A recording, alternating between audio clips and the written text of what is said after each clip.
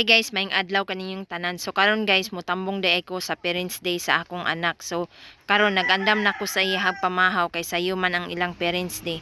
Ug karon niabot na day ay mi diri sa iyahang eskwelahan ug nisulod na akong anak. Nagbitbit na day siya og bulak ug iyang ihatag nga regalo unya sa ako Nagatambong jud ko pirmi sa mga event sa school sa akong anak ug akong i-video para naa siya memories ini kadako niya na siya video nga makita.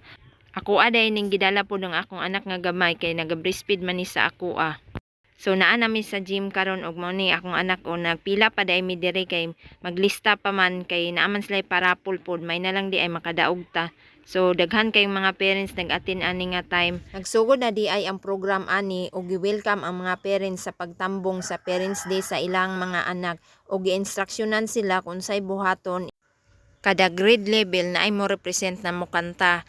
Samtang ang mga ginikanan mo adto dito sa tunga ug ang mga estudyante mo duol ug ihatag nila ang ilahang mga regalo ug mga bulak. Aksyonan sila sa maestra nga mo adto sila dito sa atubangan kay dito magpaabot sa tunga ang mga ginikanan para ihatag nila ang ilahang mga bulak ug mga regalo.